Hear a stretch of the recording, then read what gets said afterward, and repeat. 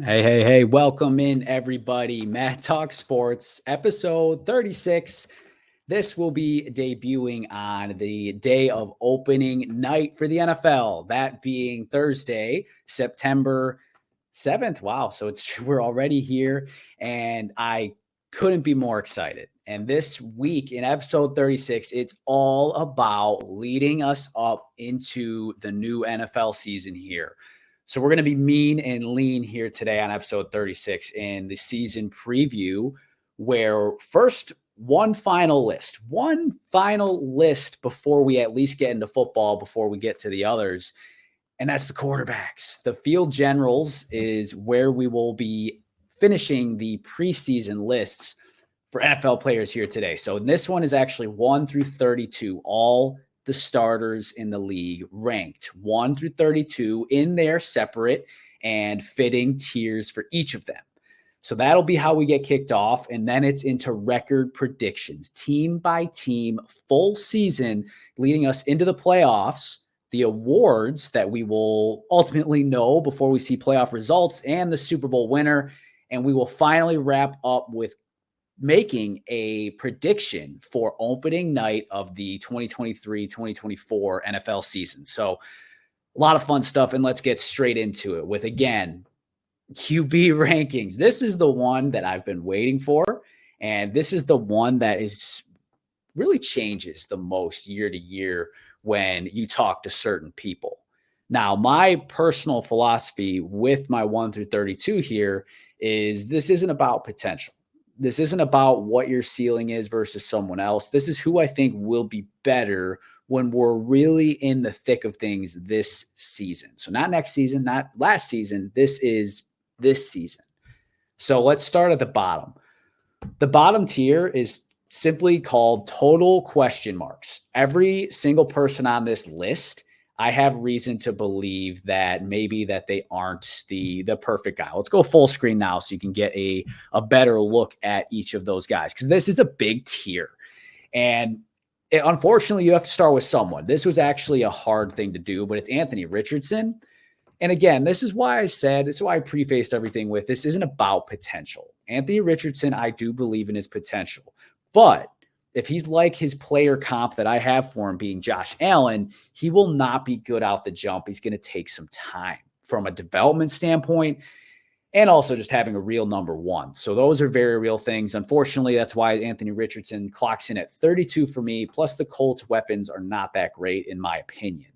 Unless JT comes back, then they might be able to pass for having decent weapons and not necessarily throw the football. We will see about that.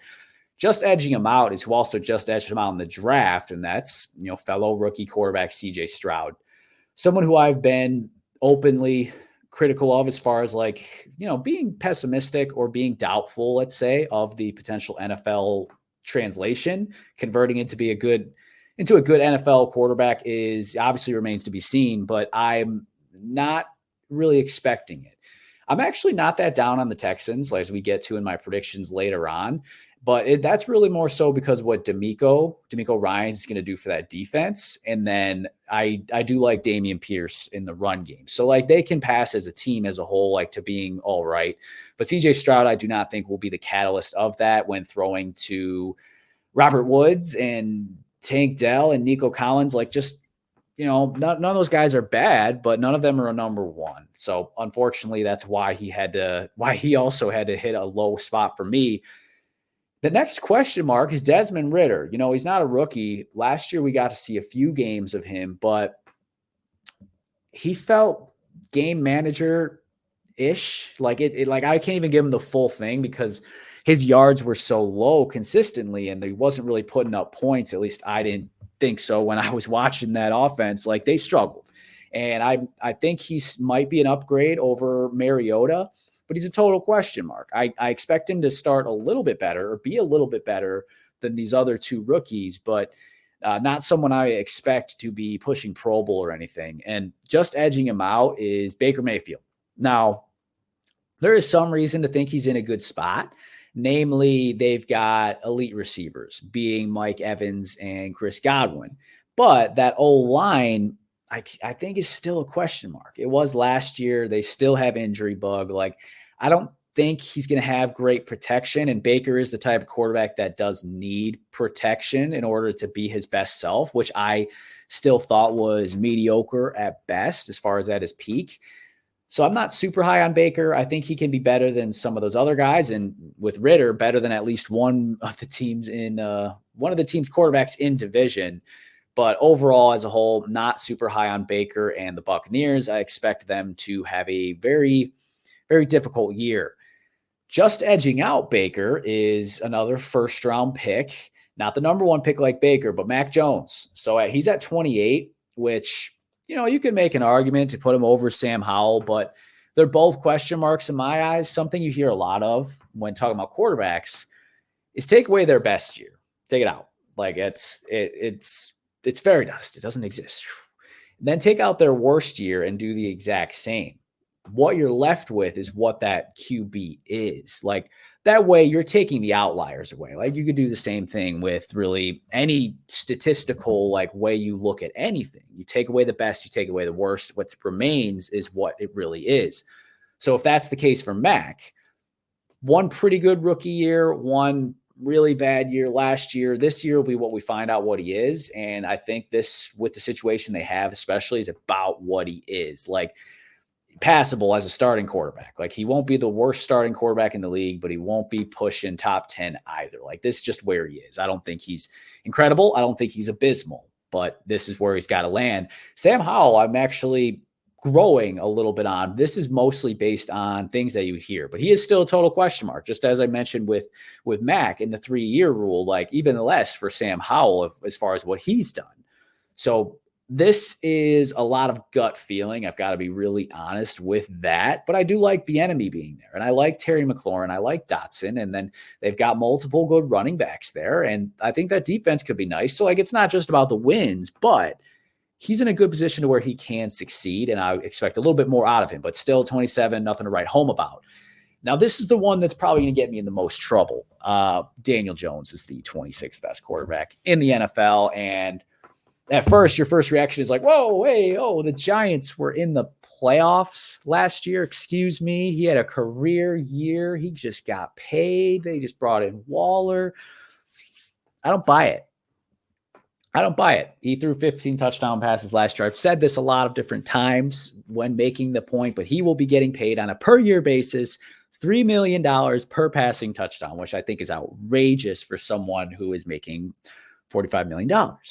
So that's a nuts stat to me. And obviously he adds more with his run game. So he's not the bottom guy, but to me, he's still a question mark because he had one all right season last year. And then before that, 3 seasons that were average to below average. Like, why would I think he's anything more than this? And I just don't see it. So that one is the one that will probably draw the most shock. But for me, that's where he has to land, which is hard to stomach when I put someone who has not yet played right above him. But he is still a total question mark.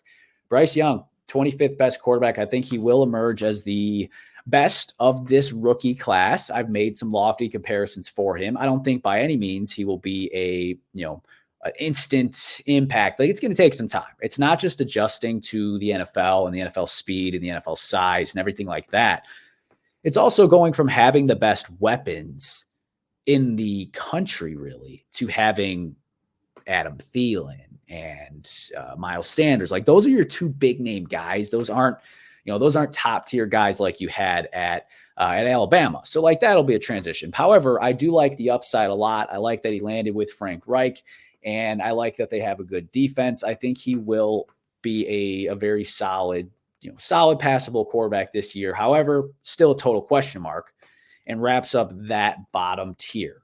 The next tier that we have is called praying for upside. So basically, each of these, I feel, have reason to believe you like what you've seen, but you're really hoping that there's more. And the bottom of this list starts with Kenny Pickett. Number 24 may seem, it really depends. He is like a tough camp to gauge as far as what people think about him. Personally, I was very down on Kenny Pickett coming out of the draft and really throughout much of last year, but he is someone who has really calmed my senses as far as what he can do. I like the intangibles. Mike Tomlin raves about him as a ultimate competitor and as a fearless competitor.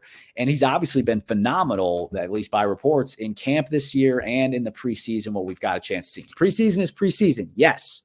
However, I like what I've seen from him, and with the weapons that they have across the receiver room, with the emergence of Pickens, Deontay Johnson, the addition of Allen Robinson, Pat Freiermuth, I believe, will continue to ascend. Bringing in Darnell Washington, the other tight end. You've got Najee Harris. You've got Jaylen Warren, who I think is underrated. Like, they can have a very good season, and their O-line, I think, has improved, especially with the addition of the rookie tackle, if memory serves me, Broderick Jones. So I like Kenny Pickett, and I had to give a lot of shout out to him, a lot of screen time for him, because I have been so critical, and I have to explain why I've changed my mind. Just edging him out is Brock Purdy. Famously, well, maybe not famously, depends on your definition. But what did happen is our first reel on Mad Talk that we posted on Instagram and then also Facebook, Drake made it. It was like Mad Fast Edition, one of our early games. And it was like this or that, basically. And Drake at the time asked me, Kenny Pickett or Brock Purdy, which caught me for a loop because I'm not high on either of those guys. I've coined Brock Purdy to be Pumpkin Purdy because I expect him to turn back into what he is at some point. However, I did say I would take him over Kenny, and I still stand by that, because while I don't think he'll turn into a pumpkin as far as bottom barrel guy, I still feel like he isn't quite what we saw. You're praying for that upside. Like, there's things to like about what you saw, but you want more still. And I think he'll settle with kind of like what you saw there, and teams will figure him out. So he'll regress by that standpoint. But I'm open to being wrong about that and seeing what he can have. And he has done some decent stuff already. Just edging him out is Jimmy Garoppolo, who I think is the reason he gets the benefit is he's done that Brock level stuff much longer. But the reason he doesn't get significantly higher is it's not much better, if at all, than what Brock Purdy has done. And he's obviously not on the ascension. He will have Devontae Adams, so maybe his numbers will be solid. I do think they will. I don't think the team will be good as a whole, so I think he may suffer as well. But either way, I think this is where he needs to be at 22. Tannehill just barely edges out Garoppolo, and I think these two quarterbacks are incredibly similar as far as the talent that they bring and how they ultimately perform in the playoffs when they get there, regardless of the wins or losses. So not great. These guys are kind of stuck. Like, they could get passed by those two beneath them at any point, but as of right now, you feel okay with those guys. You're hoping for a little bit more than what you have seen. Jimmy, you want him healthy. Tannehill, you want him more consistent. And edging them both out into the top 20 is Justin Fields. So far, of the ones we've just gone through, he probably has the highest upside, highest ceiling. Like, he showed that as a runner, he is as good as they come. As good. Maybe not better than Lamar or Hurts, but he is as good. And it was really shown by those long, explosive runs. Now, he needs to get better as a passer, and this year he will have plenty of opportunity with the weapons and the investments that the Bears have made. They continue to invest in the O-line, which they hope will be better. The run game, they lost Montgomery, yes, but they did bring in Foreman. And at the receiver position, obviously, they brought in DJ Moore to add to already what they had in Darnell Mooney, Chase Claypool, Cole Kmet. They brought in Tunyon. They brought in Mercedes Lewis. Like, there's a lot of reasons to be excited about the Bears offense and Justin Fields, but you're praying for upside. If he is what he was last year, you're probably stuck where you were, where you're probably stuck as like a below average team, 7-8 wins. But if you get that upside you want, you might be able to take that next step in a weaker NFC. Geno Smith, I believe there is some fire to the smoke as far as what he put on display for all of us last year. I think there's something to it. However, you want more, because he did tail off at the end of last year. Like, let's not forget it. It's still an incredible story. He 100% deserved comeback player of the year, and I would have absolutely voted for him. However, it is also important to be realistic in the fact that the Seahawks were falling apart. They kind of backpedaled their way into the playoffs because the Packers blew it. And part of that is Geno Smith really coming down to earth and struggling at the end of the season. However, I do think he is somewhere in between that and what he was the first half of the season, where he was just simply phenomenal. I think he's in between there, but either way, if you're the Seahawks, you like what you saw overall, but you're praying for a little bit more. Make sure you maintain that level of play throughout a season into the postseason. Another one I will have to defend, Jordan Love at number 18. Like, all right, let me be fair. This is projection. This is me putting a lot of my opinion and my fingerprints on this rankings. And in some ways, I had to hold myself back a wee bit, but this is where he lands for me. And the reason being, he obviously has looked sharp in the preseason this year. And that's, take it for what it is. But personally, I see some value there. In practice, the tapes we've seen, whether it be joint practices, solo practices, whatever, it has been a good look. I've liked what I've seen. I liked what I saw in Philadelphia last year on Sunday Night Football when he came in relief of Aaron Rodgers. I liked that. And I like the chemistry with the guys, the receivers, the backs. The offense as a whole is building something, and I like it. And I think Jordan Love can be a really good player. But at the end of the day, you are still praying for upside. We like what we've seen, but we want to make sure there's either another element, like Jordan Love, for me, it's the deep ball, if he can really get consistent there. And then also just seeing him do it for multiple weeks at a time. So might be a little biased in regards to Jordan Love, but I think that is absolutely fair. Now, the next tier, you're starting to see a lot more household type of names. And these are called the reachers. These are guys where if everything's going good, we start to talk about them as like they're top 10 quarterback until you get to put it on paper and they're just not there. None of them are even there, honestly, at this point with how quarterbacks have ascended in the NFL, but they're all still pretty darn good. And when they're rolling, they can be, they could be above good. They could be great. Bottom of this tier is Tua. I am not huge on Tua. And I think the injury concern takes away the most important ability being availability. So that's part of it. But also, I wasn't all that impressed last year. Like, I felt like it was a little bit of a mirage to some degree on what they were able to do right off the jump. And then at the end of the year, defenses figured him out, and he struggled. Now, how much of that was the concussions, I really don't know. But either way, you have seen that he has it in him, and that when things are clicking, he can be reaching for that top 10. However, preference for me is 17. Just edging him out, similar guy, Jared Goff. And that's to where if everything's going well, he's got protection, he's got weapons, he's got a smart play caller. You feel like he's pushing a top 10 QB, which last year he kind of felt that way. On the Rams, he kind of felt that way for a couple of years there. And I think this year will be kind of similar. Their O-line's going to be great. It will be. Their running game is going to be strong, even though I personally did not like them letting Jamal Williams go and replacing with David Montgomery. It's overall, you're coming out ahead because, Montgomery and Gibbs is an upgrade over Swift and Williams, even though I love Williams and Swift is a nice player as well. So I think the Lions are well set up to Goff to be exactly that same type of guy that he's shown flashes of. Now we just got to see him get those Lions in the playoffs.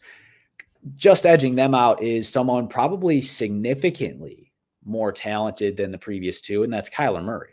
He's the most talented in this 5 QB tier, and I don't think that's outrageous at all. However, we have seen his downside. We've seen his lack of durability, and now we're not entirely sure what he'd come back as, but we know when at his best, he's like at that top 10 type of guy that we talk about. Derek Carr, someone who people forget that a year and a half ago, it was consensus. He was the 10th best quarterback in the league. Now, that might have been a little high. I think he belongs right here in this reachers category, to where when things are going good, you think top 10. I think people, when things are going bad, tend to underrate Derek Carr, drop him into the 20s, which I think is a mistake. I think he'll have a good year this year, especially with Olave. Michael Thomas can stay healthy. They got Juwan Johnson. They got 2 backs in Kamara and Jamal Williams. Like, I like that. And speaking of, I like that, you like that. Kirk Cousins, like, come on. He's like the king of this tier of, like, when things are going good, he's a top 10 quarterback, but this is where he's got to be. I love Kirk. I'm well vocal about that. Do have a Kirk jersey of before his time in Minnesota. So I like Kirk a lot, but with the modern quarterbacks, this is where his ceiling is for me, is that the top of that reacher category. And that category he tries to reach into is the bubble top 10. Not all these guys can be top 10. Only two of them can. And at the bottom of this tier now is Matt Stafford, which some of this is progression or projection on regression, which I think to be imminent for Stafford. Obviously, the shoulder injury is real. And last year he missed significant time. This year, Cooper Kupp's already banged up. Got him in fantasy in 2 leagues. So hopefully he comes back. Might need it there. But Stafford is still a good quarterback, still bubble top 10 guy. And again, if he has a good year, obviously just like the people below him in the reachers, he's a top 10 guy. Just edging him out is Deshaun Watson, who this is probably the lowest I've ranked him when making him eligible to be ranked. I still believe he's got some in him. And I think the Browns are in a good situation for where he can thrive. I can't put him where I used to put him pre all of the injuries and drama off the field, or let's say trouble off the field. Before any of that, he was always like the 5th best quarterback to me. I was very, very big on Watson and his talent and what he brings. So I don't feel that exact same way based on all those new question marks and, the delays there, but I still think he's a very good quarterback. Just edging him out is someone that people have really left to die, and that's Russell Wilson. Yeah, he's corny. I get it. Like the let's ride and doing high knees, people know all that. But at the end of the day, he's going to get back to being a very good NFL quarterback. Sean Payton will get him there. Sutton and Judy and Marvin Mims, rookie receiver they got as well. And then their running backfield of Perine and also Javonte Williams, they have also invested in their O-line. They're going to be pretty good. I don't know how great they'll be, but Russ will no longer be cooked in general consensus. He's bubble top 10 guy.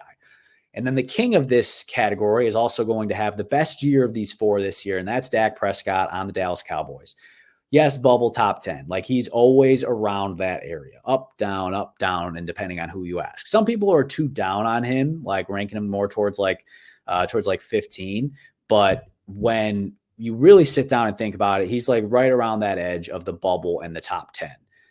Now, the tier above these guys is where it gets really ridiculous in terms of the talent. These are some great quarterbacks in here. We've got Super Bowl winner. We've got, you've got someone who was MVP candidate last time we saw him really playing. You got Russell Wilson, another Super Bowl winner. You got Dak, who had some electric seasons here, but they all get edged out by this category of people called fighting for 5th.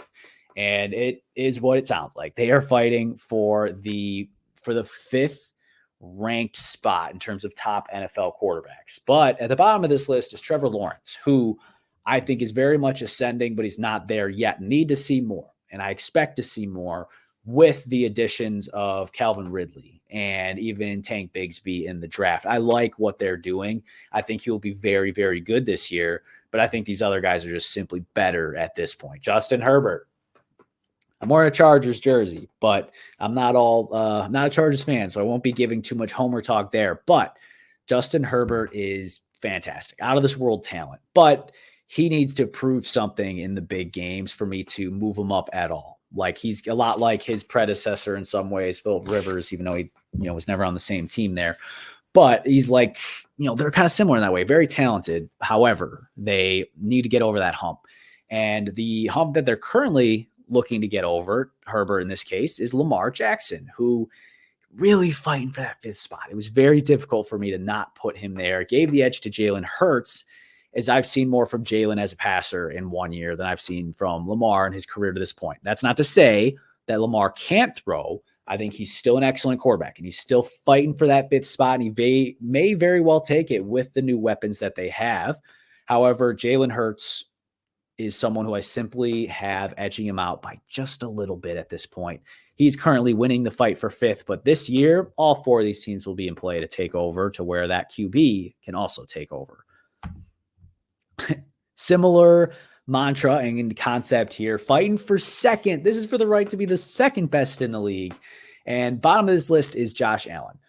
Reason that he is a definitive top 10 guy is because unlike the previous few, we've seen him do it both ways. We've seen him have massive success in the regular season and at least moderate success in the postseason as far as winning playoff games. And even when losing, like having good game, at least that really incredible game against the Chiefs, you don't want to give someone too much credit for, the loss in the playoffs. However, he played really well for the most part of his playoff career to this point.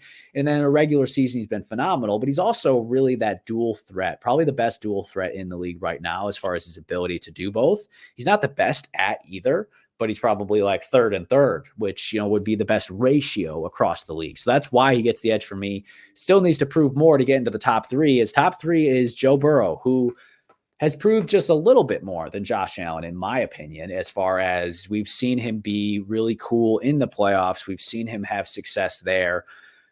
I don't think it's quite as much credit as he should get. I don't put him as the second best QB in the league. Third is where he lands for me, because yes, they've won the playoff games and he's had nice moments. He hasn't been consistently amazing. Like, let's not act like he has no flaws to improve on. He's kind of had some troubles in the playoffs as well, as has Aaron Rodgers as of late, but Aaron Rodgers has a longer runway as far as the success that he has had. And I really still believe Aaron Rodgers to be the second best quarterback in the NFL. And he's not that far removed from his last MVP, which was a back-to-back MVP. So I think it's a little overreactionary to say he's on his downfall, because he's unworldly, and Burrow and Allen are great, but they're not Aaron Rodgers, at least not yet. Alone at the top, Patrick Mahomes. How much more do you need to say there? Like, he's just incredible. Reigning MVP, reigning Super Bowl champ, reigning Super Bowl MVP, two-time MVP now, two-time Super Bowl champ, two-time Super Bowl MVP, 5 seasons, been to the conference championship every single year, went to the Super Bowl 3 years. Like, the most amazing start to a quarterback career in history. And he is continuing to ascend. He did that all last year without Tyreek Hill. Incredible. So congratulations to Patrick Mahomes for winning this list and being the undisputed king, alone at the top of this mountain.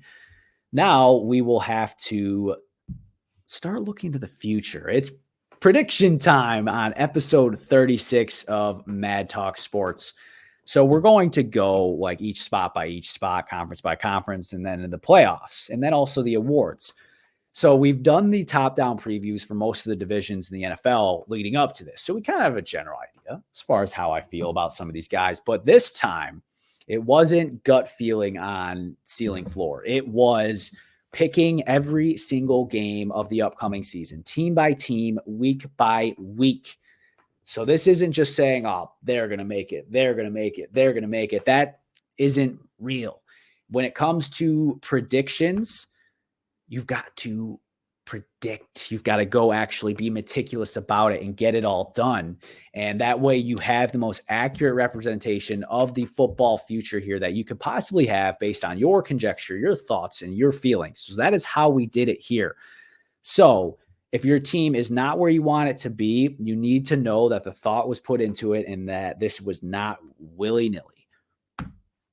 Start with the NFC, and the NFC North. This is exactly the range of the teams here is exactly how I feel about each of them. Your floor, or everyone is going to be between 7-10 and 10-7. That is the range of where I feel everyone in the NFC North will be. At the bottom, the Bears 7-10, which is a massive improvement over last year. I think they will be a solid team. I don't think they will be a great team. They still have a lot of work to do. Basically how this season went, they did very well against bad teams, but against good teams, they really struggled. And that's something that's the next hump that they have to get over. But winning the layup games is nothing to scoff at. Like, those are important. The Vikings regress significantly. They do lose more close games this year around than obviously last year, losing 0 until came playoff time when it mattered most. So the Vikings, I do see taking a step back. 8-9, still not a bad team. They'll always be in the hunt. In fact, as this goes, they were the first team out. So they were in that race all season long. So when you look back on it, it's definitely a disappointment that you're 8-9. You missed playoffs after a 13-win season. However, it's not like you had a year of heartbreak. They actually hung around. They were in and out throughout most of the race, but tough end of the schedule and ultimately lost at the end, just edging them out by a game and by virtue of beating them head-to-head twice, because the Lions own the Vikings lately. 9-8. The Lions just edge out the Vikings and also do get into the playoffs, as we'll get to later. So they have a solid season, not nearly as hyped as they should be. At the end of the day, they're the same as last year, but they get into the playoffs. Winning the division, this one is going to probably get a lot of question marks, but it's actually a growing hot take. And I feel like I was a little humble with this one by the time I looked back on it. 9-8 for the Packers, just edging out the division. They do split with the Lions. However, the Packers have either, I forget if it was the better division record or better conference record, but they won with the tiebreakers with the Lions to win the division here at a 9-8 season. Young team, make some mistakes, lose some games they should win, but they have enough games that they should win, and they do win enough of them, and at least one or two toss-up games to where they're able to be above 500 and be a very solid team by end of year. NFC South, not a great division. At the bottom, the Buccaneers, 4-13. They completely fall off. Brady's gone and it's over. And it's not just Brady's gone. It's that, Fournette's gone. And yeah, I like Rachaad White, but it's like also just like the feeling of like the Super Bowl guys starting to be out the door. Ryan Jensen, the center, he is out again all year this year after being out almost all of last year. And I expect Mike Evans or Godwin or both to be available in a fire sale at the end of the season. Buccaneers, you start so, and then it's just like a fall off. Like I could see this team being all right, but honestly, I think it's a lot of it is like losing Brady. Like as much as I'm not the biggest Brady person in the world, I do recognize his GOAT aura like affects an organization. Like even the Patriots struggled post Brady, and they were closer to a Super Bowl than even the Bucs were at the time. Just edging them out and actually having a pretty all right season once they got rolling is the Falcons, but then the wheels kind of fall off at the way end. 6-11, like they're competitive in the division for a little bit until they get on a losing streak towards the end. Desmond Ridder, they find out he's not the guy, but you find out that your other weapons, you got some guys. You got Drake London. You like what you see in the development there. You've got Bijan Robinson, who you very much like, and you find use for Cordero Patterson or for Algier, whoever it might be, and Kyle Pitts stabilizes to some degree, and the defense improves. So you like the pieces. You need to figure out the quarterback. I don't think it's Desmond Ridder. And then just a game above them, a team that starts very slow but finishes strong with the benefit of not having their first round pick. Credit to the Bears for being able to swindle that. Since they don't have it, they are not just tanking at the end of the year. They want to keep getting better. They want Bryce Young to progress, and that he does, and he catches up a little bit to the level of play that the defense has. And that by the end of the season, they're a very pesky, annoying 7-10 team, but they do miss the playoffs. Winning the division in what was ultimately a very close race for the first 2/3 of the season, they pull away at the end to win it by 3 games. The Saints just barely get into double-digit wins. The first one that we've went through here out of the 8 so far, and the garbage of the NFC in terms of the divisions there. They are good. I like what they're going to be. I think their defense is going to be very good this year, and they have a soft schedule, and I think the offense will be rather electric at times. Not amazing, but electric at times. So I do like the Saints, and I have them winning that division.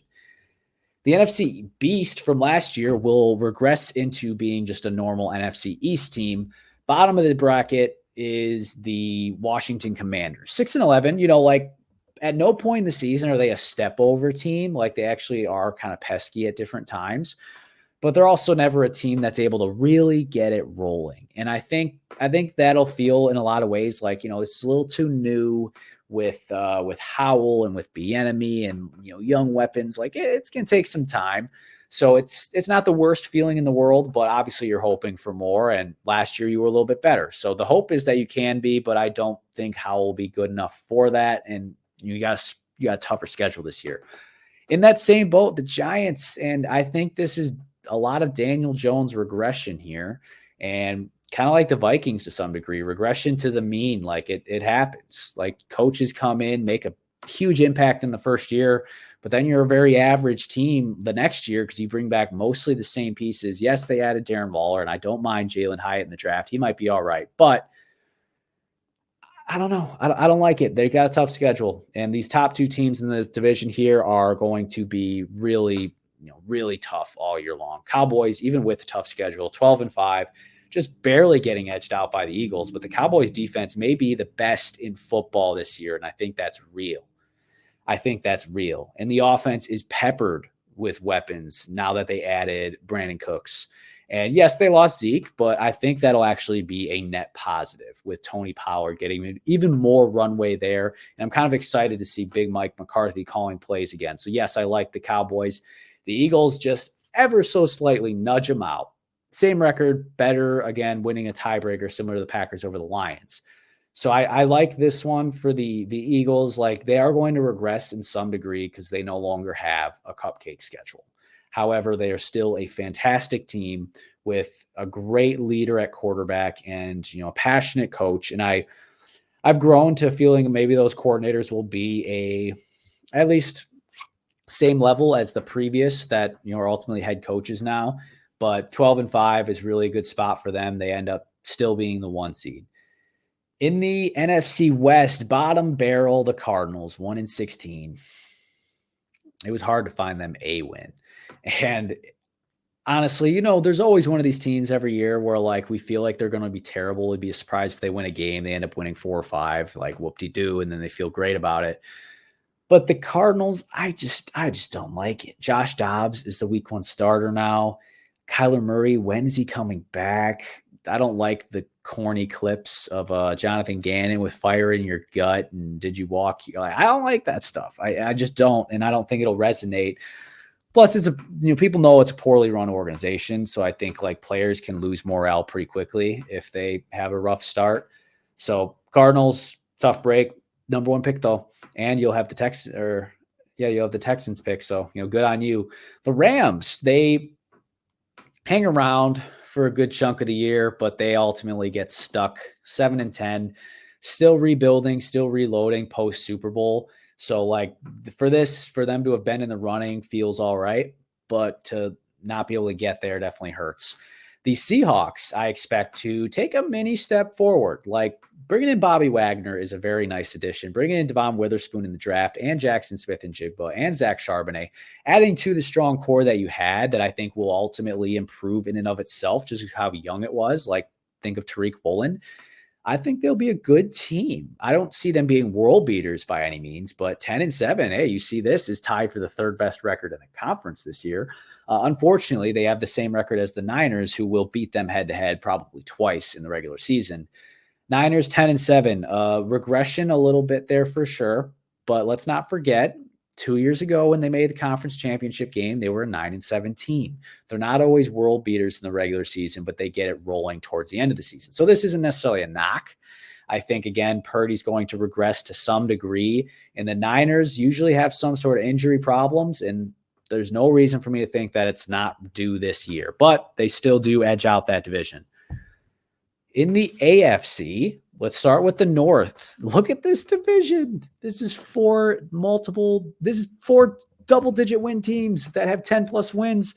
At the bottom, someone has to take 4th, and surprisingly, the way it shook up was Bengals 10-7. And then sometimes you have like gut reaction, like, well, that can't happen. Like, let me just click in and give them an extra win over the Titans or something like that. Like something I could have won. Like I could have done that, but I did not. They have a tough schedule. They play in the best division in football. Yes, let's give it the best division in football over the NFC or over the AFC East for now. But the Bengals have that tough schedule, and I think their defense will take a level of a step back. I don't know if they'll be bad, but they will take a step back, and I think this division is simply much improved. So I still like the Bengals, but I have them 4th in this division.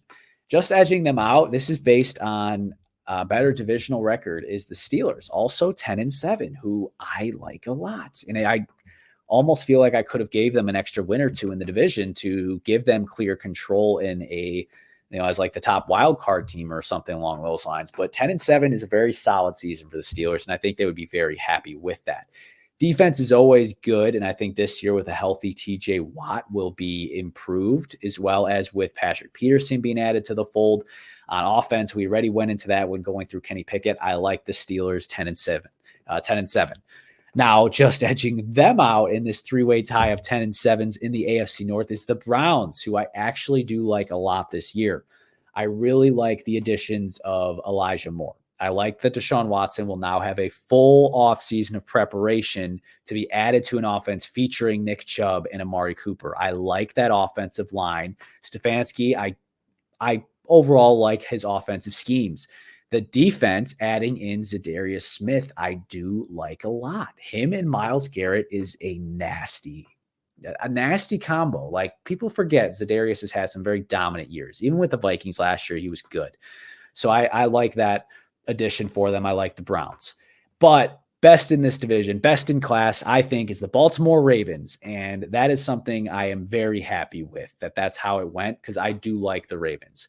People are down on their defense, and I don't know why. They were fantastic last year once they got Roquan Smith. I like their defense a lot, and their defense is always good. And I think it's their offense that's about to take the next step.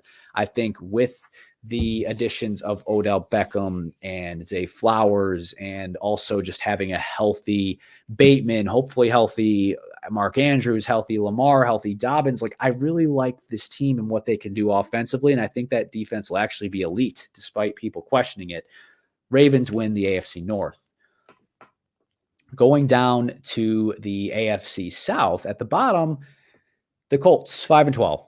So major growing pains for the Colts. It takes them a real while before they really figure out some of their footing and then start winning some games. Like, still obviously not a record you want to write home about, but by the end of the year, they were a very annoying team that were tripping some other teams up that are ultimately missing the playoffs as a result of it. So the Colts, by the end of it, would feel pretty good about the direction of their team with how Anthony Richardson has emerged. Hopefully you figured out the Jonathan Taylor situation and you've kind of figured out the offensive line, things like that. You like Shane Steichen for the long term. So they'll actually feel okay about that, I think, with how that season would play out there. And someone who would be very happy about their season is the Texans. 7-10, like, obviously not pushing playoffs in this hard division, but respectable. Another very annoying team that kept tripping other teams up. And they'll continue to push for wins because, kind of like like I talked about with the Panthers earlier, they gave up their first round pick. So they will be just motivated on getting their team better, setting the culture with D'Amico Ryans. That'll be a massive win. The Titans hang around for a while, but ultimately the AFC is just too high class for the Titans nowadays. They go 8-9, fall off at the way end once it seemed like it was hopeless anyways.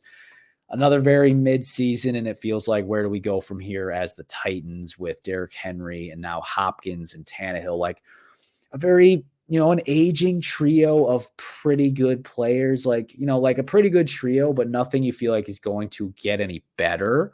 So they're kind of stuck in the middle. Best in class in this division, and also the best record in the NFL, is the Jacksonville Jaguars. And I've talked about their improvements on offense and why Trevor Lawrence will be better. Also, I like the defense and how they will emerge with the growth of Trayvon Walker, the growth of Devin Lloyd.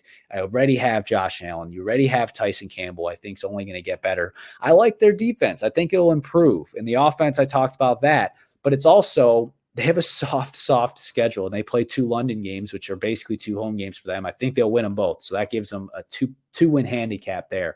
I like the Jaguars a lot, as you can tell. Now, in the AFC East, this was a very difficult division too. The Patriots, much like the Titans, very competitive. And the Patriots were even in the playoffs for a couple of weeks in the year before falling off. Very tough schedule, very tough division. I like their defense. I like the addition of Christian Gonzalez in the draft. I like bringing in Juju-ish. I like bringing in Zeke. I like that Bill O'Brien's the coordinator now on offense. Like, a lot of good things, but no great things. Maybe the defense, but they're just stuck in the middle. If they were in the NFC, it might be a different story. But in the AFC, unfortunately, the Patriots just miss out. Dolphins, 9-8 winning record, a team that kind of goes through, like, they go back and forth. They kind of swing like a pendulum. They get hot, they get cold. They get hot, they get cold. And that's kind of like last year. Last year, they were hot longer, but then they got real cold after the Chargers game when the Chargers kind of exposed how to beat them. So the Dolphins are still a tough team, a lot of talent. I think the defense will be improved. However, I do foresee Tua having some injury problems. I think that running back room is too nameless, if that's a thing, if that makes sense. Like, you got to have some form of consistency or just some familiarity, some stability as far as how you run your run game. So I do have some question marks there. And I think with Jalen Ramsey missing a lot of time early on, like they might just miss out because of the toughness of the conference. The Bills, 10-7, taking a step back in record, still a very good team, very tough team, but a tough record.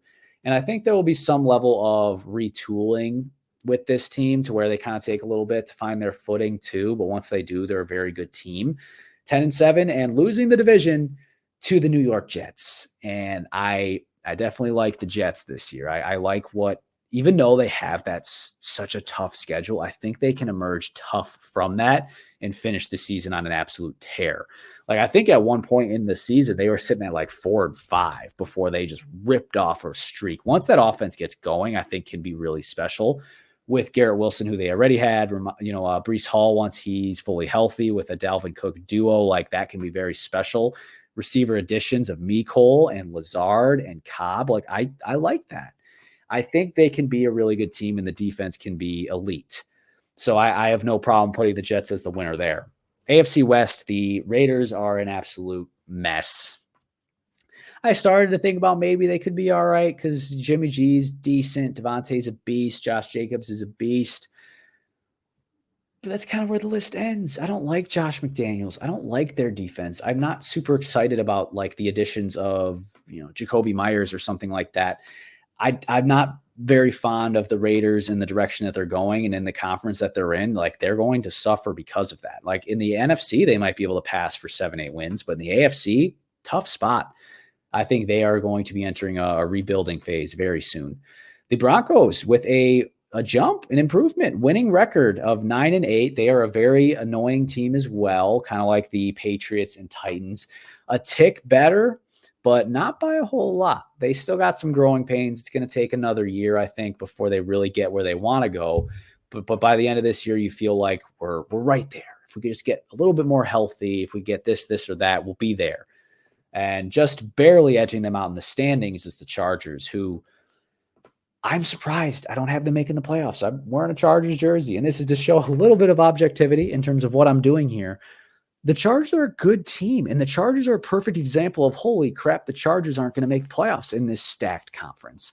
They're a good team, but too many question marks with the defense being able to stop the run over the past few years, with Justin Herbert's ability to show up in big, meaningful games. Is Eckler finally due for a step back as a running back or, God forbid, an injury? I do love the receiving core. I have nothing bad to say about that besides that Mike Williams and Keenan Allen are always on and off the field as well, frustrating fantasy owners. But, talent, you can't question it. In defense, they've at least got a few playmakers. So feel good about the Chargers, but it's tough sledding. Someone's got to miss. And then the kings of that division is the Chiefs Kingdom, kings of that division, Arrowhead. They're going to do what they always do. They're going to roll that division, have one of the best records in the league. I think that if Chris Jones does hold out, that'll hurt their defense for several weeks. And I expect some regression a little bit just on a fact of like, you've got a hard schedule too. You're still going to be an elite team, but a little bit of a step back in that regard. They round out that final prediction from a record standpoint at 12-5. So we've gone team by team and why we landed where we did, but let's see how we fare on the playoffs. And the playoffs? Yes, playoffs. So top down, 1 through 7, a mirrored approach here so you can look at each individual team. So starting from top down, in the NFC, the division winners go Eagles, Niners, Saints, Packers. And then to round out the wild card, top wild card by a mile is the Cowboys. And then it's the Seahawks and the Lions who just edge out the Vikings and the Rams, who are the following spots there. So if you look at this in terms of new playoff teams, it's returning, new, returning, new. That's 3 new teams in the NFC, which is about what you want to see and what you see historically, as far as like 6 total in the NFL, or 5, I would say even. So the NFC sees some new representatives there, which is definitely refreshing, and a lot of great fan bases in this one too. Good for football if this is how it goes. Not that it's bad for football if certain teams get in, but you like that obviously I like that the Packers are in it, but it's good for it's good for review or for views. I think even the Saints to some degree. So like you like that, and good for the Lions franchise and their fan base to have a little bit of success to some degree too. On the AFC side of the coin, the 1 seed, the Jaguars, followed by another surprise being the Ravens. Chiefs fall to the 3 seed. Jets squeeze in the 4. Browns somehow win the battle of 10-7 teams, followed by Bills and Steelers, which would have the Bengals 10-7 missing the playoffs. Again, one of those things I almost wanted to go back and change, just because, like, how can the Bengals miss? However, that's the thing about football. Any given Sunday, and teams miss that we don't expect to miss. It happens all the time. It happens all the time. Last year, the Rams and the Packers in the NFC would have been 2 just huge shockers in that way. In the AFC, Broncos to some degree were a shock to a lot of different people. Like, it always kind of happens. Jets started off so strong last year and then fizzled out. Titans took a major step back. People weren't necessarily expecting that. Like, it happens. So on the AFC side of the coin, the top 3 teams are returning teams, but the Jets are new, the Browns are new, and the Steelers are new. So that would bring us to 6 new total entries into the NFL players in NFL playoffs here. Fumbling things here at the end. That would be incredible. I'd be very happy about that, and I feel good about the predictions here. So awards, though, where we landed here is MVP of the league. After having the best record for the Jaguars, Trevor Lawrence takes home the MVP. We all know how that kind of goes. Like, we're always looking for the next quarterback to add into the list, into the hype. And if the Jags have that incredible season, Trevor Lawrence will reap the benefits there. Offensive Player of the Year, Garrett Wilson is going to have an incredible season with Aaron Rodgers and the Jets. I expect him, from a fantasy standpoint, to be top 2 in fantasy players this year, fantasy receivers at least. On the other side of the ball, Defensive Player of the Year, Micah Parsons. I think this is a popular one. This isn't just me. I think he's going to have an incredible season. He's had incredible seasons already, but I think this is the year he gets to be the one who takes home this award. Offensive Rookie of the Year, another popular one. Bijan Robinson. He's, adamant it's not Bijan, it's Bijan. Bijan Robinson is going to have an incredible season and probably an incredible career as well. Well positioned in a team with a lot of weapons, but not that great of a quarterback. You're going to rely on the running back there. I like Bijan to win this award. Defensive Rookie of the Year, I'm pounding the table for Devon Witherspoon. Spoon, I believe in you. I think you're a great player. I think you're going to be the best player that came out of that draft. He's going to take home Defensive Rookie of the Year after Tariq Woolen last year was my pick, but did not win it. Took second. I like that addition for the Seahawks, and I think he's going to have an excellent year. Coach of the Year. Sometimes we think too hard about this award. The Coach of the Year, we always think too hard. It's like, who surprised that we should give it to? It's never who deserves it. Like, yeah, if you go look back at here, you could say, oh, any new playoff team. Let's give it to Dennis Allen in New Orleans. Let's give it to Dan Campbell in Detroit. Like, yeah, sure, but let's give it to someone deserving of it, and that's Mike Tomlin. And he's a big reason why I'm so high on the Steelers and why they'll get into the playoffs.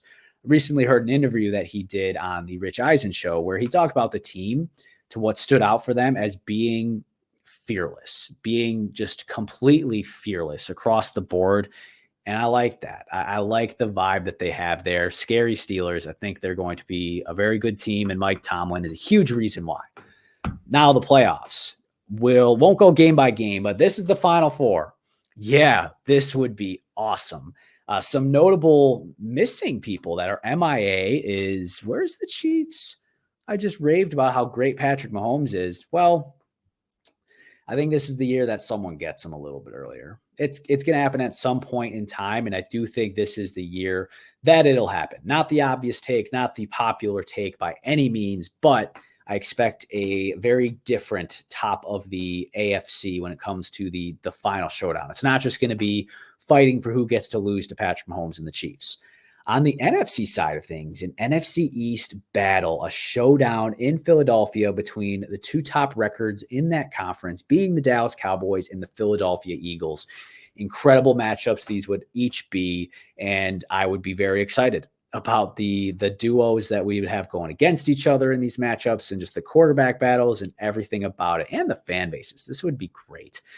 And maybe a little East Coast biased for some people with Philly, Baltimore, and New York.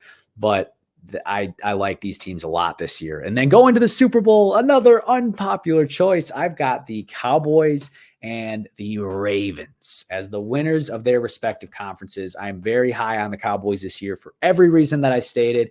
And I simply think this is the year the cookie crumbles their way. This is the way that this is the year that the bounce goes in their direction. Ravens also, I think this is the year where they will be slept on a little too much and fly under the radar in a lot of different ways and finish it all off with a Super Bowl championship. There you have it. Final prediction for the season is a Super Bowl of Ravens over Cowboys. I think I went out on a limb, a couple of limbs out there, but yeah, you love to see it, right? It's not just going to be what happened last year. That's just not how sports work. That's not how the NFL works. Like, this is something that is going to break in a way we didn't expect. That's just the way it goes. So that wraps up the football future portion of episode 36, which will be the namesake here. And we will wrap up with one final quick topic, and that is simply picking opening night tomorrow for me, or the day of the debut here. And I've got the Chiefs 31-24 beating out the Lions in a tough game, a good game. But ultimately the Chiefs are a little bit better, a little bit more well prepared to be the opening night host of opening kickoff for the NFL. Patrick Mahomes is well documented as a incredible week one quarterback. So I like the Chiefs here. I think they will defend the crown on their banner unveiling night. So Chiefs will win week one. I do plan on putting out a game-by-game pick of all of week one. But as of today, we went through season end predictions on the football future episode of Mad Talk Sports. And that will about do it for what we have here prepared today. Less breaking news and more so final countdown. So a lot of fun stuff here today. I'm sure I rattled some cages with my thoughts on QBs and where they landed and how your teams might end up doing. And of course, the Cowboys getting the Super Bowl will always get some kickback, some pushback. So let me know where I went wrong, where I was absolutely right, because we will look back at this when it's all said and done. But that does it here for tonight. Thank you all again for joining in here today. Give us a follow on YouTube or Spotify at Mad Talk Sports, and make sure to for sure check us out on Instagram and check out all the fun stuff we put on there. Until next time.